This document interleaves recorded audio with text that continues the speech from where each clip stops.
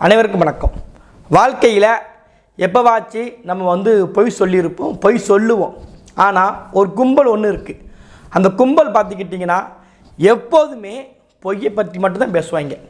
அவங்க வாழ்க்கையில் உண்மைங்கிறது ஒன்று கிடையவே கிடையாது. அவங்க அந்த உண்மையா அப்படி என்னங்க அப்படின்னு கேட்குற அளவுக்கு தான் ஒரு கும்பல் இருக்குது. அந்த கும்பலுக்கு தலைவனாக ஒருத்தன் தமிழ்நாட்டில் ஒருத்தர் இருக்கார். அவர் பேசுகிறது முழுக்க அவர் பேர் மட்டும்தாங்க உண்மை.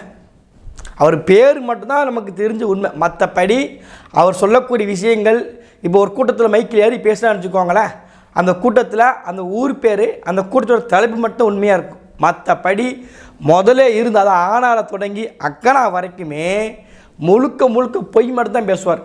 அப்படி ஒரு தலைவன் நீங்கள் எங்கேயும் பார்க்க முடியாது. ஆனாலும் ஒன்று, சலிக்காத ஒரு தலைவன். எப்போ பொய்ங்கிறது ஒரு இடத்துக்கு ஒரு மிகக்கூட்டி பேசுகிறதுக்கு சொல்லலாம்ப்பா. பேசுறது முழுக்க போய் தானா? அதாவது நேற்றைய தினத்தில் அண்ணாமலைன்னு ஒருத்தர் இருக்கார், பாஜக கட்சியோட மாநிலத்தில். அந்த கட்சியே பொய் கட்சி தான். அந்த கட்சிக்கு தமிழ்நாட்டில் ஒரு தலைவராக இருக்கார். அப்போ அவங்க என்ன பண்ணணும்? ஈடு கொடுத்து பேசணும். இன்றைக்கி ஜேபி நட்டா ஒரு பொய் சொல்லியிருக்காரா, அமித்ஷா பொய் சொல்லியிருக்காரா, அதற்கு இணையாக அண்ணாமலை ஒரு பொய் சொல்லணும், ஒரு வதந்தியை பரப்பணும், ஒரு கலவரத்தை உண்டாக்கணும். அப்போனா தான் தலைவராக நீடிப்பதற்கு பாஜக முழு தகுதி இருக்கணும். அவங்க வீட்டில் அவங்களே குண்டறியை போட்டுக்கணும், அவங்களுக்கு அவங்களே வெட்டிக்கணும், கேட்டால் இஸ்லாமியர்கள் மீது பழியை போடணும். நீங்கள் நிர்பந்தத்தில் எப்போதுமே யார் மேலே பழியை போல என்ன கலவரத்தை உண்டாக்க சொல்லிக்கிட்டு நினச்சிக்கிட்டே இருக்கக்கூடிய ஒரு கூட்டம். அந்த கூட்டத்துக்கு தலைவராக ஒருத்தர் அண்ணாமலை. இப்போ தற்போதைய தலைவர் தான், அது கொஞ்ச நாளைக்கு தான். அதுக்கு இப்போ தூக்கி போட்டோம் எங்கே இருக்காருன்னே தெரியாது. அந்த அண்ணாமலைங்கிறவர் நேற்று ஒரு கூட்டத்தில் பேசுகிறாருங்க. பேசும்போது உத்தரப்பிரதேசத்தில் ராமர்னு ஒரு கோயில் கட்டியிருக்காங்க. அந்த ராமர் கோயிலை வச்சு உத்தரப்பிரதேச மாநிலத்துக்கு கிட்டத்தட்ட இந்த ஆண்டு மட்டும் 4 லட்சம் கோடி வருமானம் கிடைச்சிருச்சான். எப்படி கிடைக்குன்னு பார்த்துக்கிட்டிங்கன்னா, சாமி கும்பிட்றாங்க, அதனால நமக்கு என்ன லாபம்?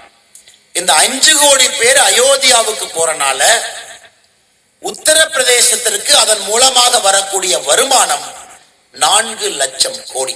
4 லட்சம் கோடி. நல்லா யோசிச்சு. அந்த கோவிலுக்கு வருஷத்துக்கு 5 கோடி பேர் போகிறாங்களாம்மா. 5 கோடி பேர்.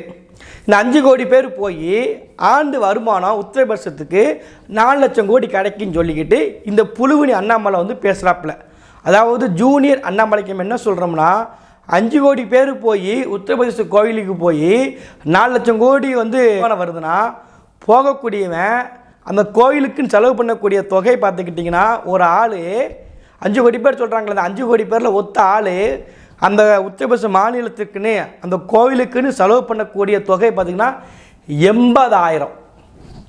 80,000 நான் இப்போ இங்கே உத்தரப்பிரதேசத்துக்கு நான் போகிறோம்னா, அந்த கோவிலுக்கு, அதாவது மாநிலத்தை காலடி எடுத்து வச்சதுலேருந்து அந்த மாநிலத்தை விட்டு வெளியே வர வரைக்கும் அந்த ஆட்டோ செலவு, கோயிலுக்கு போடக்கூடிய காணிக்கை, பூ மாலை வாங்குறது, மாலை வாங்குறது, தேங்காய் வாங்குறது, இப்படி எல்லாம் சேர்த்து அங்கே இருக்க பிச்சைக்காரங்களுக்கு பிச்சை போடுறது, அந்த பிச்சைக்காரனுக்கு பிச்சை போடுறது எல்லாம் சேர்த்து 80,000 ரூபா நான் கொடுத்துட்டு தான் வரேன். அப்போ 4 லட்சம் கோடினா இதுமாதிரி 5 கோடி பேர் இந்த மாநிலத்துக்கு போய் ராமர் கோயிலுக்கு 80,000 செலவு பண்ணிட்டு வரான்னு சொல்லி மங்குனித்தனமாக ஒரு வார்த்தையை பேசுகிறார்.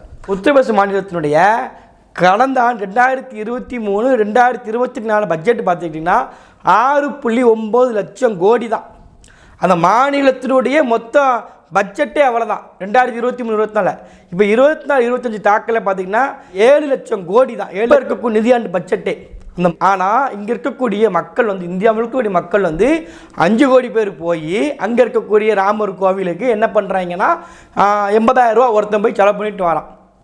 இப்படி ஒரு கூட்டத்தில் உட்காந்து ஒரு தலைவர் பேசுகிறாருன்னா, அந்த கூட்டத்தில் இருக்கக்கூடிய கீழே இருக்கக்கூடிய நிலைமை யோசிச்சு பாருங்கள். இவர் இத்தனைக்கும் ஐபிஎஸ் அண்ணா இதுக்கடையில் அண்ணா 20,000 புத்தகத்தை படித்த மகா மேதாவி. இது 20,000 புத்தகம் படித்த மகா மேதாவி இவ்வளோ போய் இவ்வளோ உருட்டுறாங்கன்னா, பக்கத்தில் இருக்கக்கூடிய பாம்பர மக்கள் யோசித்து பார்த்தவங்க அவனுக்கு என்ன தெரியும்? என்னங்க தெரிஞ்சிடும் அவங்களுக்கு? அவனை பொறுத்த வரைக்கும் அங்கே பாரு, பாகிஸ்தானில் 300 ரூபா பெட்ரோலுங்க, பாகிஸ்தானில். அப்புறம் இங்கே பாருங்க, இலங்கையில் 250 ரூபா பெட்ரோலுங்க, இப்படின்னு பேசிகிட்டு இருப்பான். உண்மைதான். ஆனால் அந்த இடத்துல அங்கே இருக்கக்கூடிய பணத்தினுடைய மதிப்பு கம்மி. ஆனால் நம்ம மாநிலத்தில் நமக்கு 103 ரூபா பெட்ரோல் போடுறோம்ல, 103 ரூபாங்கிறது அந்த மாநிலம் ஒப்பிட்டு பார்க்கும்போது நம்மளை விட அவனுக்கு கம்மியாக தான் இருந்துக்கிட்டு இருக்குது. நம்ம பண மதிப்பு கூட, அவனோட பண மதிப்பு கம்மி.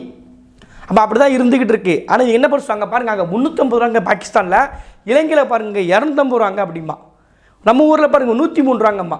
இதே நீ அங்கே அமெரிக்காவுக்கு போ, $1 தான்ப்பா, என்ன செய்வேன் நீ அதுக்கு? $1 பெட்ரோலும்பாவன். நமக்கு 85 ரூபா அப்படி பார்க்கும்போது அதை பேச மாட்டான், வாய் மூட்டி போயிடுவான். இவங்களை இது வந்து ஒரு குறிப்பிட்ட மேனுஃபேக்சரிங். இவங்க வந்து இப்போ ராமர் கோயிலுக்கு பார்த்துக்கிட்டே அதான் சொல்கிறோம்ல, இதுங்களை மாதிரி மூளை எவனுக்குமே இருக்காது. வித்தியாசமான மூளை இதுங்களாம் வந்து. ராமருக்கு 5 வயசு ஆகுதான். ராமருக்கு 5 வயசு ஆகுதான். கால் 4 மணிக்கு எந்திரிச்சு தான் அவர் வந்து 4 மணிக்கு எந்திரிச்சு விடிய முழிச்சிருக்காரு. அவருக்கு வந்து ஒரு டயர்டாக இருக்கும். அதனால் அவருக்கு வந்து ஓய்வு எடுக்கிறதுக்கு நம்ம குறிப்பிட்ட மதிய நேரத்தில் ஒரு 1 மணி நேரத்தை ஓய்வு கொடுக்கணும்னு சொல்லி நான் சொல்ல நாட்டுக்கு பேச கிண்டலுக்கு பேசலை. அங்கே கூட தலைமை பூசாரி இருப்பார்ல அந்த ஐயர்வாள் சொல்லியிருக்காரு, ராமருக்கு டயர்டாக இருக்கும், 1 மணி நேரம் அதுக்கு விடுமுறை கொடுக்கணும், அவருக்கு ஓய்வு கொடுக்கணும்னு சொல்லி சொல்கிறார்.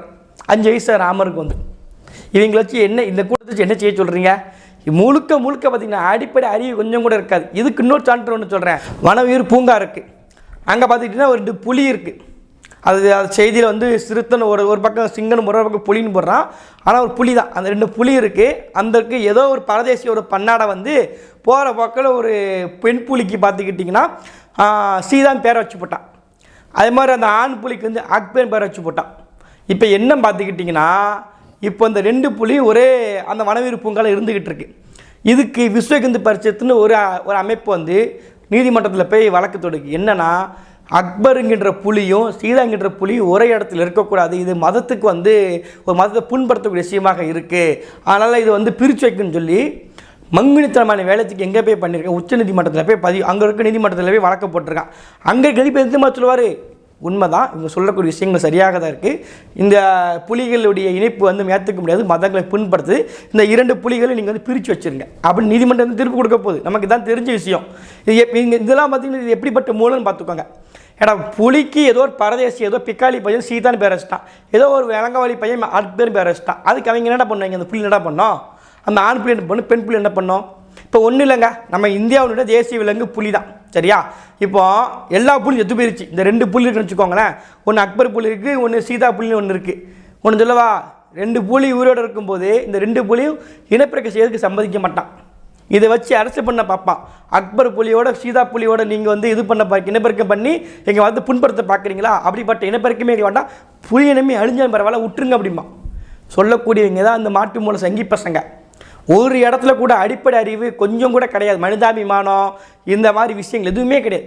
பேசுகிறது முழுக்க ஆபாசம், சொல்கிறது முழுக்க பொய், இருக்கிறது முழுக்க யாரையும் மதிக்கிறது கிடையாது. இப்போ டெல்லியில் விவசாயிகள் போராடிட்டு இருக்கிறாங்க. ஒரு பொம்பளை பிள்ளை, பிஜேபி சார்ந்த ஒரு பொம்பளை பிள்ளை, சின்ன பிள்ளை, நல்லா 19 பிள்ளைக்கு 25 வயசு தான் இருக்கும் அதிகபட்சம் பார்த்தா.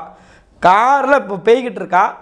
அங்கே இருக்க விவசாயிகளை பற்றி ஒற்றை வீர நடுவரில் இப்படி காமிச்சிக்கிட்டு அவங்கள வந்து ஒரு இது பண்ணி கிண்டல் பண்ணி இப்போ உள்ளே நின்றுக்கிட்டு இது பண்ணிக்கிட்டு இருக்கா, நக்கல் பண்ணி திட்டிக்கிட்டு இருக்கான். அப்போ விவசாயிகள் வந்து கேள்வி கேட்டுருக்காங்க. ஒரு பொட்டை பிள்ளை பார்த்துக்கோங்க, பெண்ணுங்கிறது சொல்லலை, இது யாரு பண்ணாலும் தப்பு. அங்கே ஒருத்தன் போராட்டிகிட்டு இருக்கான், நீ உனக்கு ஆதரவு தெரிவிக்க வேண்டாம், நீ ஆதரவு தெரிவித்தாலே விளங்காது. அது வந்து சொல்ல போனேன், நீ தொட்டது எது உருப்பிட்டு இருக்குது, ஒன்றும் உருப்படாது. நீ பிஜேபி கட்சியை கூட எதிர்த்தாதான் நல்லாவே இருக்கும். நீ எந்த திரைப்படமும் எடுத்துக்கோங்க, பிஜேபி கட்சி ஆதரவு தெரிவித்தா அந்த படம் உருப்படியே உருப்படாது. இப்போ பரசுராமன் படம் உருப்பிட்டுச்சா, உருப்படியே உருப்படாது.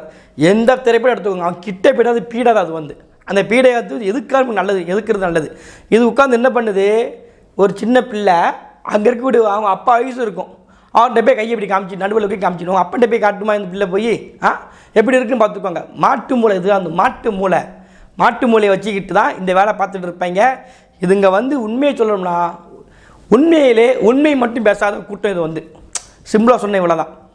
எந்த விஷயத்துக்கும் உண்மை மட்டும் பேசவே கூடாது, சத்தியம் தந்துருக்குறாங்க. நம்ம கடைசியாக சொல்கிற ஒன்று தான், இணையதளம் இருக்குது, பொய்யை மட்டுமே வதந்தி மட்டுமே பரப்பி இங்கே இருக்கக்கூடிய அப்பாவி இந்துக்கள் இருக்காங்க, அவனை முழுக்க மடமாற்றம் பண்ணிட வேண்டியது. பாருங்கள், நம்மளுடைய இஸ்லாமியர்கள்லாம் சேர்ந்து நம்மளுடைய இதை முழுக்க வந்து எதுக்க பார்க்குறாங்க, இந்து மதத்தை அழிக்க பார்க்குறாங்க. அவன் நம்பிடுறோம் வந்து ராமர் கோயில்கிட்ட ராமர் கோயில் மட்டும் எதுக்குறாங்க பாருங்க. ராமர் வச்சு நீ அரசியல் பண்ணிக்கிட்டு இருக்க, நீ உண்மை அதுக்கு மட்டும் தான் இவங்களுக்கு ராமர் தேவைப்படுவார், அரசியல் பண்ணுறதுமே ராமர் தேவைப்படும். ஆனால் உண்மையில் ராமர் மதிக்கிறதே கிடையாது இங்கே வந்து. ஆனால் விளக்க மட்டும் பொய் மட்டும் பார்த்துக்கிட்டிங்கன்னா கன்னியாகுமரியிலேருந்து காஷ்மீர் வரைக்கும் ஒரே பொய் தான் பேசுவாங்க, மசராமல் பேசுவாங்க, பொய்ன்னு தெரிஞ்சுமே திரும்ப பேசுவாங்க. அதாங்க சங்கி கூட்டம். சங்கி கூட்டம் விலகி நிற்போம். 2024 சங்கிகள் இல்லாத நாட்டை உருவாக்குவோம். நன்றி, வணக்கம்.